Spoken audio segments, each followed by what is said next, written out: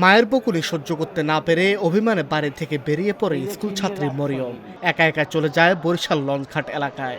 সেখানে পৌঁছানোর পর থেকে এক অজ্ঞাত ব্যক্তি তার পিছু নিতে থাকে। এক পর্যায়ে কথা বলে তাকে ঢাকায় পৌঁছে দেওয়ার প্রলোভন দেয়। তবে কিছুক্ষণ পর নিজের সিদ্ধান্ত বদলে বাড়ি ফিরতে চাইলে পরিস্থিতি বদলে যায়।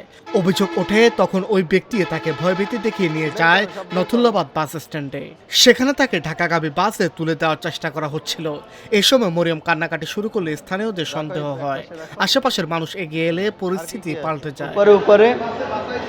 এরই মধ্যে সুযোগ বুঝে কৌশলে পালিয়ে যায় অভিযুক্ত ব্যক্তি। আমি বাসা থেকে যে বাসায় জামা দেখে রওনা করছিলাম, তারপরে লঞ্চ ঘাটে এসে ওই জায়গাতে একটি লোক আমার ফলো করতে করতে অনেকক্ষণ ধরে ফলো করছিল। এই কথা আমি তোমার ঢাকা পৌঁছে আমি চলো বাসায়। আমি কই না, আমি বাসায় যাবো। এই জায়গায় আমার বোনের বাসা আছে, আমি সেই জায়গায় এসেছি। আমি অনেক ভয় পেয়ে গেছিলাম, তারপর আমি তার সাথে আসলাম। তারপর সে আমার গাড়িতে করে নিয়ে এলো, সিএনজিতে করে আসছে। সে তার সাথে জায়গায় এলাম, তারপর সে আমার একটি ঘরের জায়গায় রেখে গেল, তারপর সে আর আয় নাই। তো বুঝি স্কুলে গেছে, কারণ আমি স্কুলে যাই আমাদের এরমে লাগে আয় করবে, সেটা তো আর বুঝি নাই।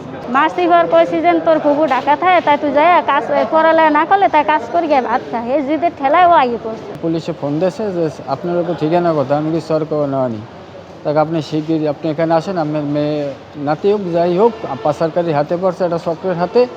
কারণ সে তো নিয়ে যাওয়ার জন্য দাফাদাফি করতে আছে, তা আমরা তাদের হাত থেকে সহযোগিতা করি, আমাদের স্থানে তাদেরকে আমরা রাখছি।